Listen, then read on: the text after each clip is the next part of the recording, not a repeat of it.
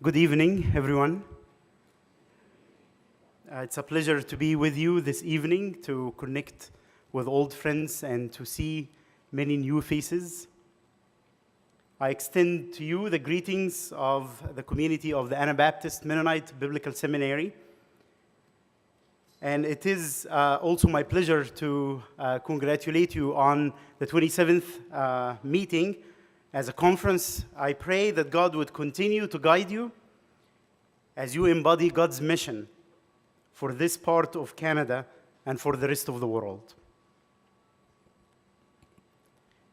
Kurt Bowen, a Canadian sociologist of religion, notes that in the last 50 years, Canada has transformed into a predominantly post-Christian secular society, where active adherents are now a minority. He says Canadians live in a secular world where there is little to be gained from trying to preserve the occasional symbol of an earlier era when the Christian character of the nation was an irrefutable premise. I am not beginning with this quote in order to advocate making Canada a Christian nation, just like the US. I began with this quote in order to situate our reflections this evening on the life of the missional and worshiping community that is the church in its current cultural context, namely the so-called post-Christian context. My usual initial reaction when I consider the challenges that the church faces is to ask the question, what should we do more? What should we do more in order to ameliorate the mission of the church in this context? I know other people might be interested in the question, what wrong have we done that led us to this situation? What wrong have we done that led us to this situation? What about you? What is your initial reaction when you hear the fact that there are many people who are not interested in the church anymore? Although acknowledging our imperfections and suggesting more things to do are important avenues to invest in, the point that I would like to make this evening, as the church reflects on what it means to be a church in the so-called post-Christian era, is that we need to pause. We need to slow down and reconsider the essential idea that the assembled worshiping community is the tangible sign of God's reconciling mission in this world. We do not worship so that we fuel ourselves for mission. We do not worship, or we do not turn worship into a missional act to preach the unchurched or to make a political stand. Instead, we worship because this is our mission. Worship that embodies God's mission in the world welcomes the theological and liturgical diversity of the faithful community. Worship that embodies God's mission to the world is polyphonic, dialogic. It resists being monolithic or monologic. Shatauer, in his book, Inside Out, about the relationship between mission and worship, argues that there are three models through which worship relates to mission. Inside and out, which is a conventional model. Outside in, contemporary model. And inside out, radically traditional. In the first model, worship is an activity that takes place inside the church, and mission is an activity that takes place outside the church. The goal of worship is to nurture that faith community so that they would go out and do their missional activities. Worship indirectly serves mission in that model. The second model brings the outside activities of mission more directly into the context of worship, either by preaching the gospel to the unchurched or irreligious, or by rallying a commitment for social and political action. In this model, worship is a direct instrument for mission. There is a third way, he argues, and he names it inside out. This approach locates the liturgical assembly itself within the arena of the mission of God.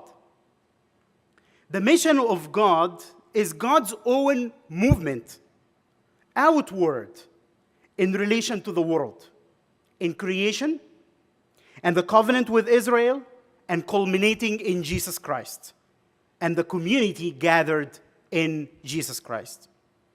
From this perspective, there is no separation between liturgy and mission.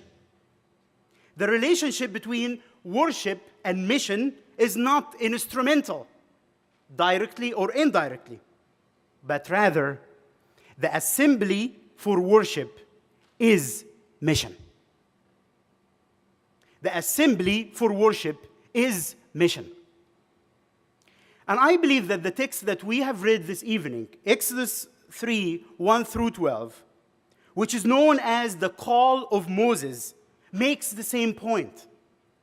Namely, that a worshiping community is God's mission in the world. God's liberationist mission was to create a worshiping community. This text is also very instructive when it comes to the question, how to worship. How to worship, how to do this act that we call the missional worship. When God commissioned Moses to liberate the Israelites from Egypt, he immediately protested, "Who am I that I should go to Pharaoh and bring the Israelites out of Egypt?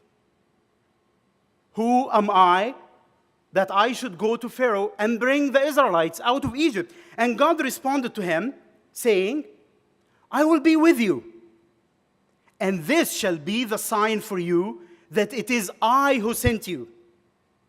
When you have brought the people out of Egypt, you shall worship God on this mountain." Wait a minute. How is this supposed to be a sign? Ordinarily, a sign takes the form of a concrete guarantee which follows the promise and yet precedes the fulfillment. But God says, "You shall worship," and this is the sign, "you shall worship on this mountain."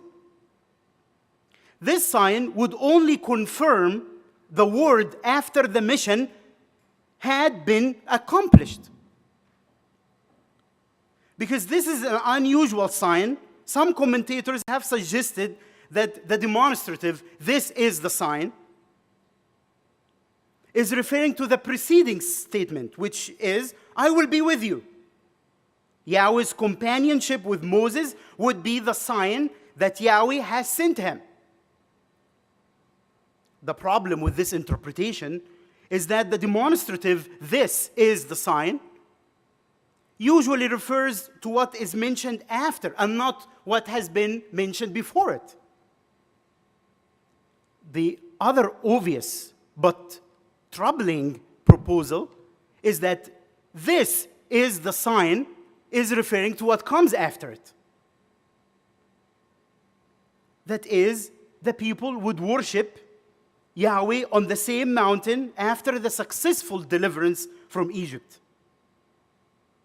Thus, the sign of God's liberating mission in the world is that there is an assembled community that offers worship.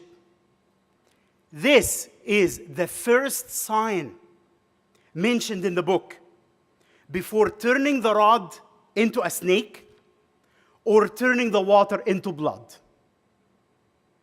A worshiping community is the miracle, is the sign. A worshiping community is the sign of God's activity in this world.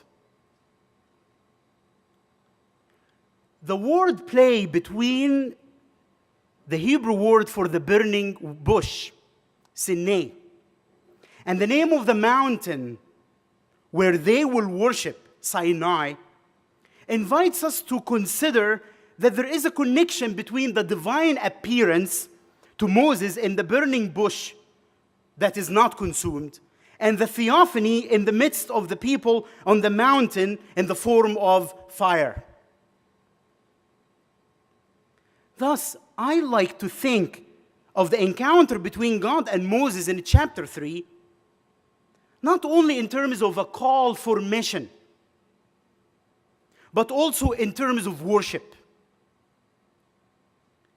The way the biblical text narrates the first encounter between God and Moses, therefore, is instructive as we consider what it means to worship as a diverse community.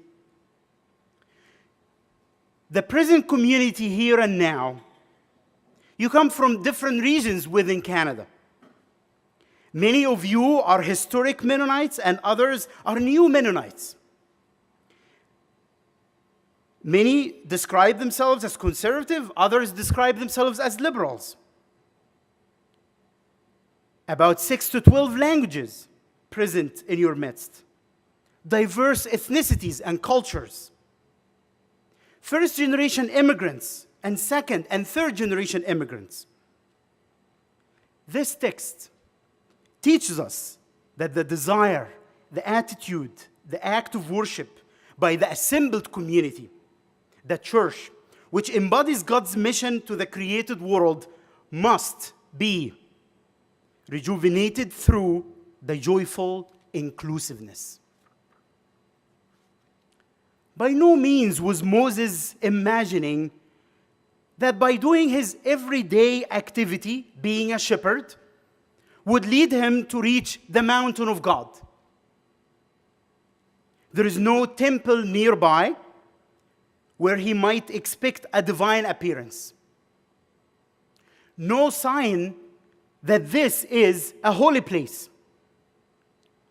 Worship, according to this text, that is the encounter between God and Moses, reflects a remarkable mixture of ordinary elements of human experience with the extraordinary.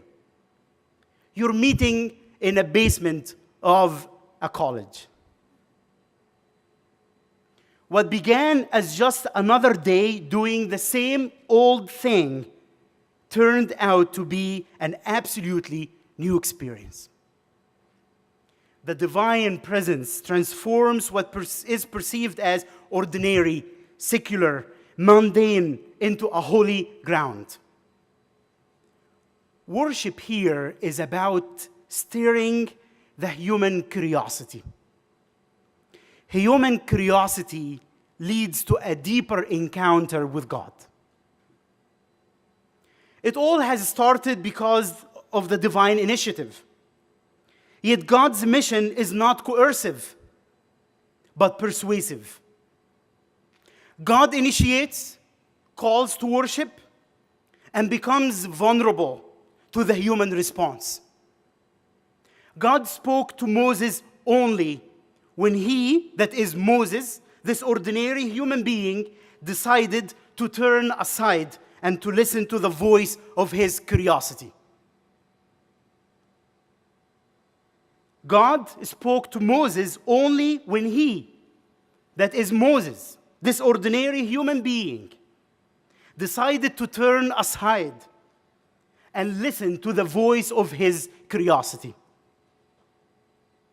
for all the power that God has at the divine disposal, Moses is not overpowered. God's presence gives room for humankind to enter a genuine conversation regarding the shape of the future. The style of worship that this passage suggests is a style that welcomes difference. It does not deny it. It does not gloss over difference or represses it. Worship, according to this text, is polyphonic, dialogic. It resists being monolithic or monologic. It adapts and integrates the theological and liturgical differences rather than feeling threatened by them. It adapts, it integrates the theological and liturgical differences rather than feeling or being threatened by it. This is evident in the text. Verses 7 and 10. If you read verse 7 again, God says, I have seen the misery, therefore I am coming down to deliver the Israelites. If you read verse 9, God says, again, I have seen the misery, and therefore I'm going to send you, Moses, to deliver the Israelites. It's as if the text can't make up its mind. Who's going to deliver the Israelites? Is it God or Moses? It is a text that does not repress difference in theological perspective about the divine initiative, divine role, and the human role. So many suggest that this section consists of a composite of two sources, the primary evidence for which is the apparent doublet in verses 7 and 8 and 9 and 10. Now, as these two traditions stand side by side, intertwined together, they have an important theological message. Neither God nor Moses acts alone in bringing Israel out of Egypt. God freely chooses to act in, with, and through Moses. Worship as a sign of God's mission in this created world should not have to choose between divine initiative as a theological attitude and human response and human responsibility as another theological endeavor. We do not have to choose between divine power and human agency. The encounter between God and Moses was holistic, not only in its theology, but in its performativity, in the way it is being performed in the text. Different human senses were engaged, seeing and hearing. The fire and the messenger of the Lord are visible words affirming that the word of God is not simply for the minds or the spirits. Not only does this encounter draw humans through different faculties of the human perception, it also represents response to the divine presence in different ways. The divine presence allows for internal monologue in which Moses has the space, has the freedom to speak to himself about this awesome scene of the burning but not consumed bush. Let me turn aside, he says to himself.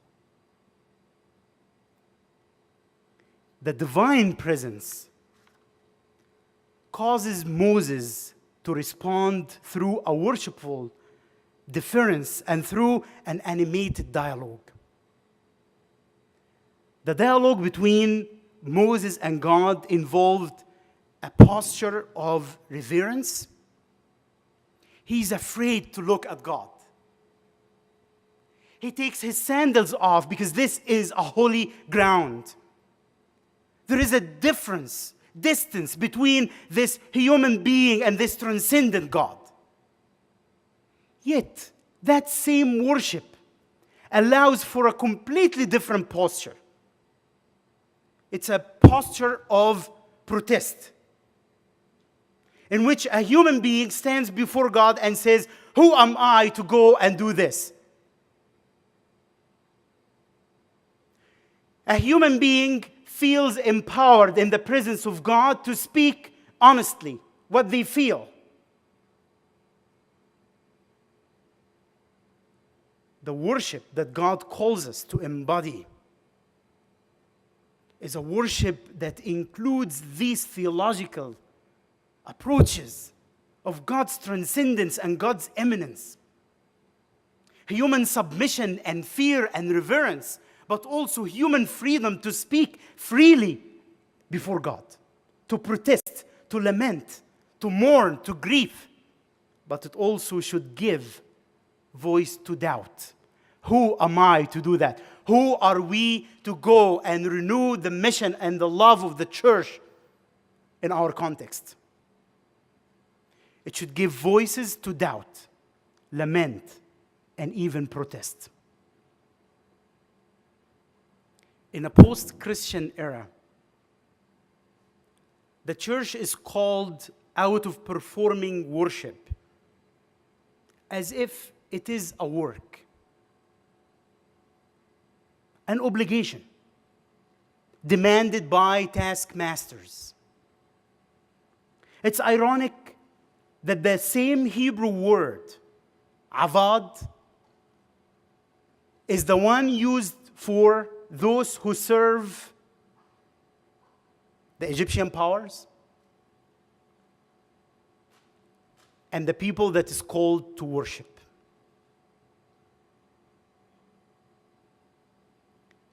We are worshiping a God who liberates. We do not worship because it's work that we are used to do or that we have to do. We have the freedom to walk out. And if we feel that this burning bush around us is calling us and stirring our curiosity, follow it. It is an invitation to re-understand who we are and why we are called to worship. It is not an obligation and it's not a demand by taskmasters. The church is called into realizing that the assembled worshiping community is the sign of God's work and mission in this world. There is no much higher mission than assembling a community to worship God. There is not a much higher mission than assembling the community to worship God. Worship that is primarily focused and centered on God takes seriously different theologies and different spiritualities. The church is called to give up perceptions and practices of worship that tend to consciously or unconsciously exclude those who worship differently. Dealing with diversity does not mean, in my own understanding, creating independent zones where theological and spiritual and liturgical cultures are isolated from one another. You like this style of worship? Great. Here is a church where you can go. I like this style of worship, and this is my center. This is my way of worshiping. This is the way we've been doing it, and this is the way we'll continue to do it. This text is not just about calling Moses into a mission, but it is an encounter with God that embraces diversity in theology, in spirituality, and also in performativity, in the way the worship is performed in one text. That is saying, if we are worshiping God and desiring to worship God, we are called to come together and look to each other in the face and say, we are going to make this work and worship together despite the differences. Despite the theological differences, spiritual differences, cultural differences, linguistic differences. Dealing with diversity does not mean creating independent zones where theological and spiritual cultures are isolated from each other and everyone has their comfort zone. The church is called into fostering worship that adapts and integrates different theological and liturgical and spiritual cultures. And I am sorry, I don't know how to do that. I don't have a word on how to do that. I'm going to leave this hard work for you to do. This kind of worship might be the burning bush that we need to turn aside and explore. It might reveal the extraordinary within the ordinary. Will you turn aside and see this great sight? Amen.